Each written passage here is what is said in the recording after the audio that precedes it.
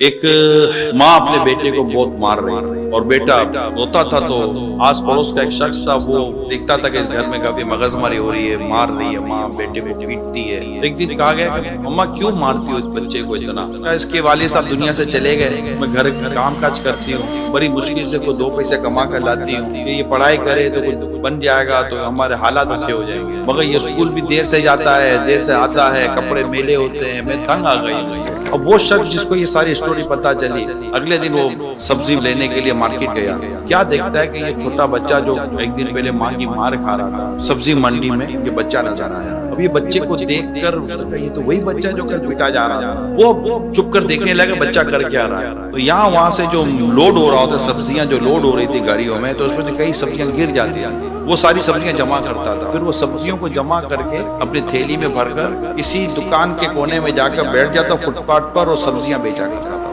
اب وہ آدمی اس کو فالو کر رہا ہے۔ یہ سٹوری کیا ہے؟ اب سٹوری یہ ہے کہ وہ جیسے اسکول گیا، اب لیٹ پہنچا دوبارہ، تو استاد صاحب دیکھا ہاتھ نکالو، ہاتھ نکالے، اس کی مار پڑی، وہ رویا، تو وہ آدمی اس کو ہمدردی پیدا بولا سر کیوں مار رہے ہیں آپ اس کو؟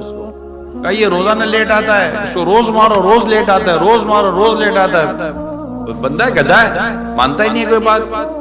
اب اس کی سمجھ میں تو ساری کہانی آ گئی تھی کہ یہ ہے کیا۔ اس نے ٹیچر کو کہا کہ آپ ایک کام کریں، میں آپ کو انشاءاللہ اس کے تعلق سے کچھ بیان دوں گا۔ اگلے دن اس کی ماں نے پھر سے مارا پیٹا، وہی کپڑے میلے کر کے اور سارا حساب کتاب بنا کر وہ گیا تھا۔ اس سے اس کی اماں کو کہا کہ اس کو مارو نہیں، میری بات سنو، میں آپ کو بتانا چاہتا ہوں۔ پھر وہ بچہ صبح جب اسکول کے لیے نکلا، اس نے اس کی امی کو کہا کہ آپ فلاں جگہ پر آ کر دیکھیں کیا ہو رہا ہے۔ اس کی ماں کہیں چپ کر اب دیکھ رہی تھی بیٹا کیا کر رہا ہے۔ اس سے فون کر کے استاد صاحب کو بلائے، ٹیچر کو، کہ ذرا آ کر دیکھیے کہ بچہ کیا کر رہا ہے۔ اب دونوں کونے میں کہیں الگ الگ پلیسمنٹ کر دی اور چپ کر دیکھ رہے تھے۔ تیسرا یہ آدمی تھا جو ان کو دکھا رہا تھا۔ اب بچہ وہی روٹین، وہی سبزیاں جمع کرنا، سبزیوں کو تھیلی میں ڈالنا، سبزیاں بیچنا، کپڑے میلے ہو جانا۔ پھر وہ لیٹ گیا اسکول۔ اب وہ ٹیچر تو دیکھ ہی رہا تھا، اسے پہلی بار دیکھا تھا کہ ہو کیا رہا ہے بچہ، یار یہ تو مجبور ہے۔ جیسے بچہ اسکول گیا، جا کر اس نے کلاس کے اندر بینچ پر اپنا بیگ رکھا، سر کے پاس کے ہاتھ نکال لیا، مارو۔ وہ مارنے کے بجائے وہ ٹیچر نے بچے کو اپنے سینے سے چپٹا لیا، خوب رویا۔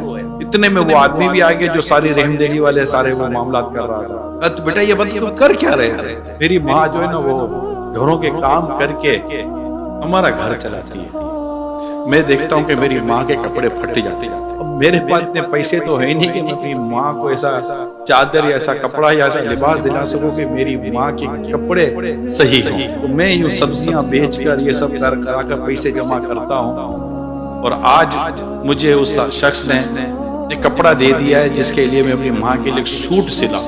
کہا بیٹا پھر اس کی پیمنٹ کہاں سے کرو؟ کہا اسی طرح سبزیاں بیچتا رہوں گا، پھر سلائی کے پیسے دوں گا، اور اپنی ماں کے لیے میں ایک لباس دوں گا تاکہ میری ماں اپنے بدن کو صحیح چھپا کر لوگوں کے گھروں کے کام کر سکے۔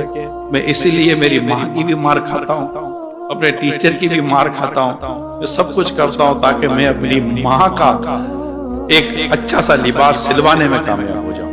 غریب گھرانہ اپنا گھر کیسے چلاتا ہے یہ بعض اوقات ہمیں پتہ ہی نہیں چلتا۔ یہ سفید پوش فیملیز کی سٹوریز ہوتی ہیں، یہ وہ لوگ نہیں ہوتے جو سڑکوں پہ جا کر مانگنے کے لیے کوششیں کرتے ہیں۔